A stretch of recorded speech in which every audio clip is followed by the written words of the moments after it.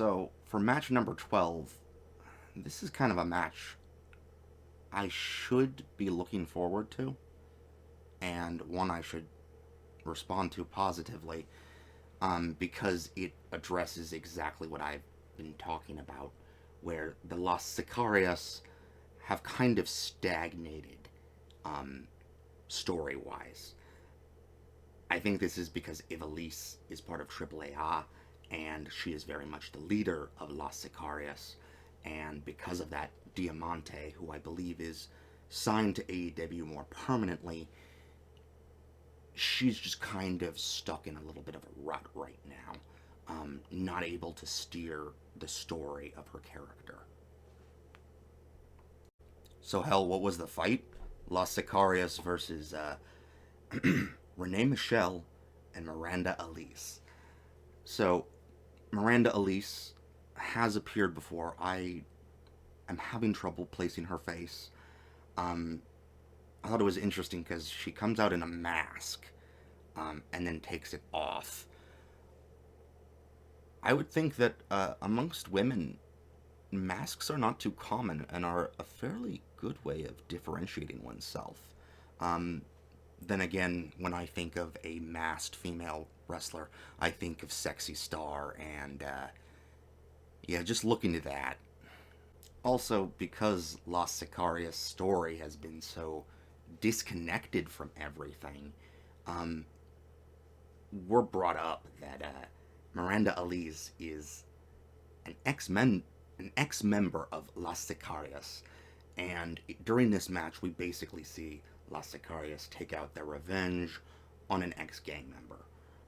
It's very dirty. It's brutal. Insults are being thrown. Um, it's an okay match. It's just I was hoping for more for Renee, and this was just the other new girl, Miranda Elise, getting wrecked by the stagnant stable of Las Sicarias. In other words, this match kind of felt like a payoff for something that hadn't really been earned yet. This match ends with a score of 7.25 because there were some pretty nice moves every once in a while. So, match number 13. This should have been the match of the night. This was Top Flight versus a team of Tony Vega and Steve Stetson. These guys were debuting for the first time, and it was not fun. Top Flight did just great. This match should have been an 8 or even higher. But it is because of the team of Stetson and Tony Vega that this match is ultimately only the silver medalist of tonight and ends with a score of 7.8. This is more of a suggestion, actually. For Stetson, you kind of, in AEW at least, you look like a wannabe Hangman Page. And the whole black leather and granny panties pulled up all the way up past your waist, it's not too flattering. I think ultimately my frustration of what this match should have been really detracts from my ability to even enjoy what it was.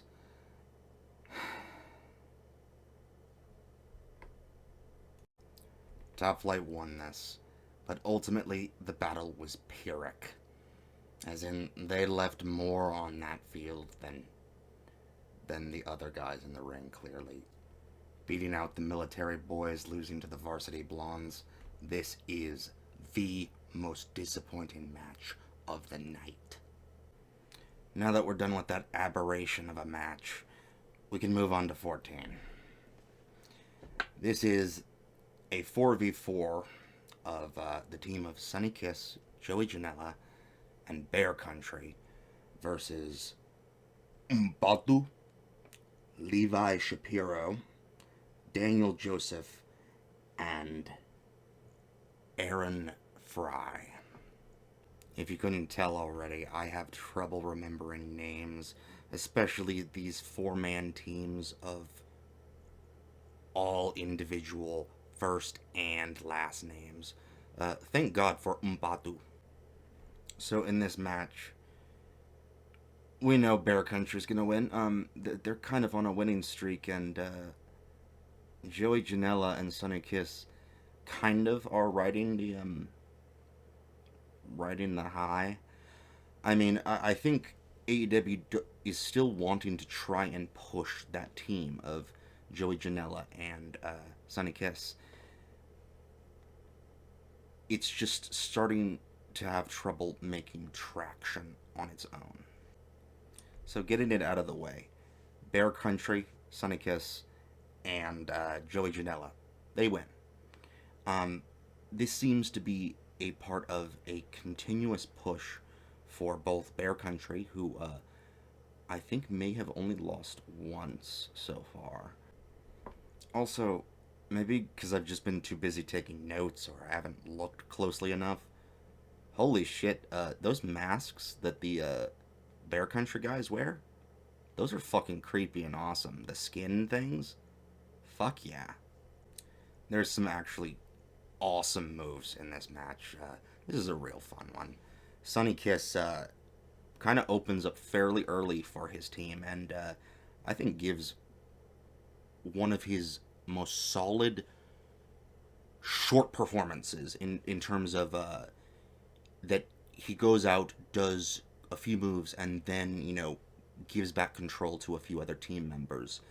Um, this was just a fantastic stint for him.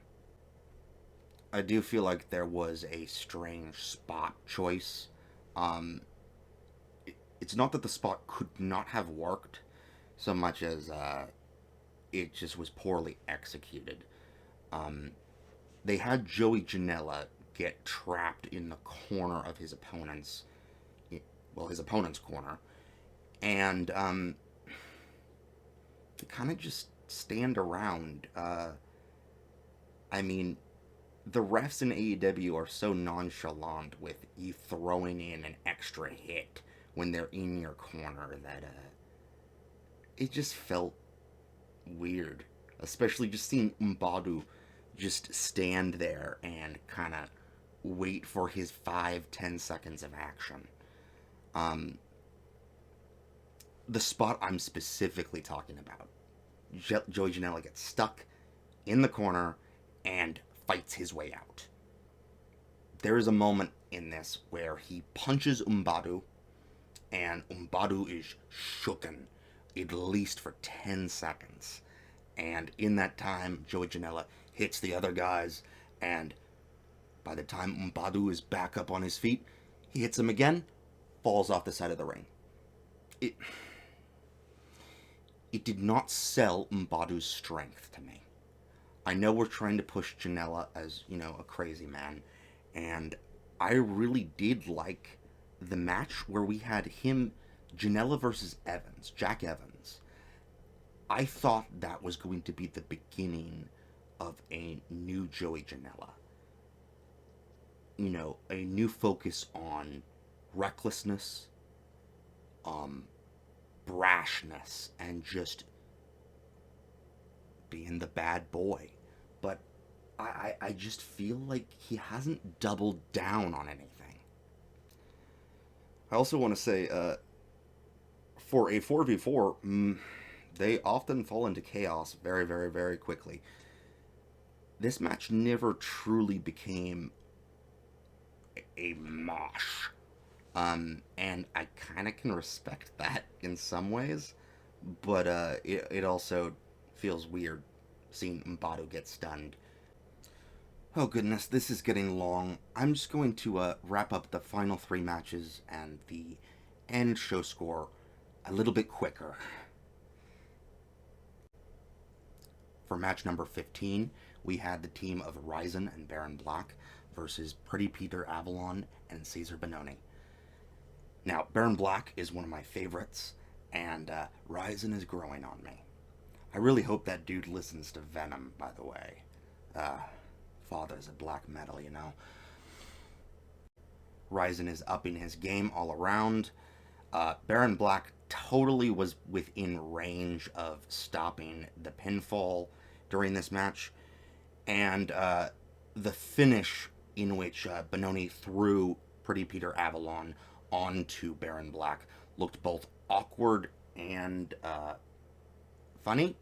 I don't know. It's kind of like a an ogre throwing a troll onto someone. I couldn't tell if it was a positive or negative ending, really. It ended with a score of 7.5. For match number 16, we get Kylan King versus Tesha Price. She's back, guys. Maybe it's because my brain was just so fried at this point. I don't remember like any noticeable moves. All I remember was that it was nice to see Tesha Price again. Um, she definitely has improved a bit. Not to mention she was never really given too many chances of improving. I'm sorry, proving herself. Also, Kylan King has new music, new graphics, and she came out in this Braveheart makeup. She won and 7.25. Match number 17. Yeah, a 17th match. Deal with it. Um, the Seidel Bros come out.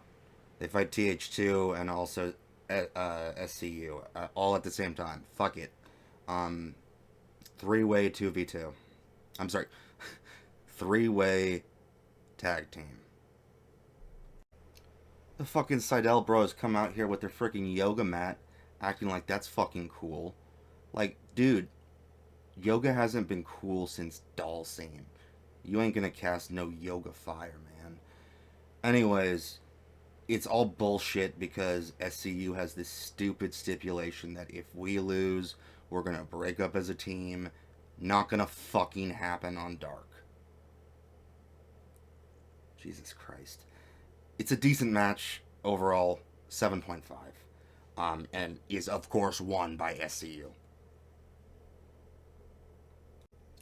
Oh man, at the end of the night, we come to deciding the score for the overall show. Um, this show was long, excessively long. Um, there was a lot of fat that could have been trimmed, and even fights that honestly could have gone on even longer. Um, I just, I really was not too happy with this episode. Um, of course, it's serviceable. This is Dark, so we're not aiming super high with our bars. Um, but this ended up scoring exactly the same score as last week of 7.3. And with that, thank you for tuning in to Kaden's Corner Wrestling.